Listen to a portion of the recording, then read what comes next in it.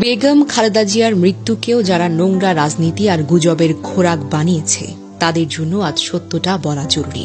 আজ শোকের দিন, কিন্তু দুর্ভাগ্যজনকভাবে এই দেশে এমন মানুষ আছে যারা বলছে তিনি নাকি আগেই মারা গিয়েছিলেন, লাশটা ফ্রিজে রাখা ছিল, এখন নাটক করে বের করা হচ্ছে। কি ভয়ঙ্কর, কি নির্লজ্জই মানসিকতা। বাস্তব সত্য একটাই, বেগম জিয়া আজকে ইন্তেকাল করেছেন।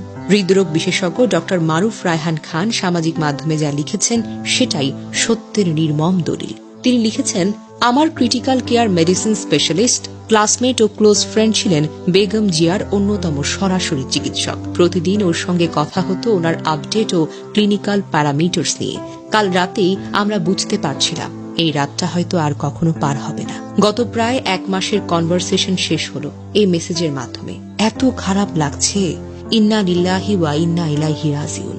মহান আল্লাহ আমাদের শৈশবের প্রধানমন্ত্রীকে জান্নাতুল ফেরদাউস দান করুন। তিনি দল মত ছাড়িয়ে বাংলাদেশের আপামর মানুষের প্রিয় ভাজন হয়ে উঠেছেন। ফেসবুকে অজস্র মানুষ প্রচার করে বেড়াতেন উনি অনেক আগেই মারা গিয়েছেন। নানা কারণে ইচ্ছে করে সেটির ঘোষণা দেওয়া হচ্ছে না। এই কথাটা সম্পূর্ণ ভুল প্রচারণা। কাল রাতেও তো তিনি ডায়ালাইসিস পেয়েছেন। ডায়ালাইসিস পাওয়ার পর তার ব্লাড প্রেশার ফল করতে শুরু করে। রাত 11টার দিকে 3টি, 2টার দিকে 4টি প্রেশার বাড়ানোর ইনজেকশন একই সঙ্গে চলতে থাকার পরেও তার ব্লাড প্রেশার বাড়ানো যাচ্ছিল না। তখনই যা বোঝার আমরা বুঝে ফেলেছিলাম। রক্তের টোটাল কাউন্ট মাত্রাতিরিক্ত কমে গিয়েছিল, যার মাধ্যমে বোঝা গিয়েছিল রোগ প্রতিরোধ ক্ষমতার মারাত্মক অবনতি হয়েছে। আর্টারি লাইনে, এইচবি ক্যাথেটার লাইনে অত্যন্ত নটোরিয়াস ব্যাকটেরিয়ার গ্রোথ পাওয়া গিয়েছিল, যা অ্যান্টিবায়োটিক রেজিস্ট্যান্স ছিল, অর্থাৎ কোনো অ্যান্টিবায়োটিকই আর কাজ করছিল না। পরিস্থিতি অত্যন্ত উদ্বেগজনক হওয়ার কারণে তার পরিবারের সবাইকে রাতে এসে দেখে যাবার জন্য বলা হয়। কেউ কেউ তো আগ থেকেই ছিলেন, আবার কেউ কেউ ছুটে আসেন দ্রুত হাসপাতালে।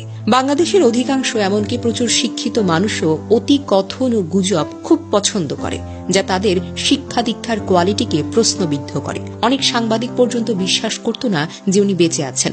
এই পুরো সময় অনেককে প্রায় জোর করে বোঝাতে হয়েছে তিনি বেঁচে আছেন, এবং কিছু সময় সাময়িক উন্নতির জন্য তার লাইফ সাপোর্ট খুলে নেওয়ার প্রচেষ্টাও করা হয়েছে।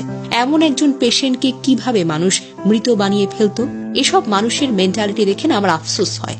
আজ তিনি মারা গিয়েছেন, আজ শোকের দিন। আজ কি এত বিতর্ক করে এসব ব্যাখ্যা করার দিন? আজকে প্রমাণ করার দিন যে এতদিন আসলেই তিনি বেঁচে ছিলেন? কিন্তু ন্যূনতম বিবেকহীন লোকজনের নোংরামি দেখে আমি এসব না লিখে আর উপায় পাই না।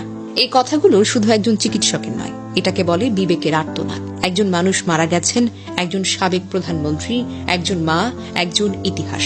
রাজনীতি থাকুক, মতভেদ থাকুক, কিন্তু মৃত্যু নিয়ে নোংরামি চলবে না। আজ প্রশ্ন করার দিন নয়, আজ শোকের দিন। আজ গুজবের দিন নয়, আজ নীরবতার দিন। আজ কোনো বিদ্বেষ নয়, আজ দোয়া করার দিন। ইন্না লিল্লাহি ওয়া ইন্না ইলাইহি রাজিউন। আল্লাহ তাআলা তুমি বেগম খালেদা জিয়াকে জান্নাতুল ফেরদাউস নসিব করো এবং আমাদের সবাইকে ন্যূনতম মানবিকতা দান করো। এইটুকুই আজ চাওয়া।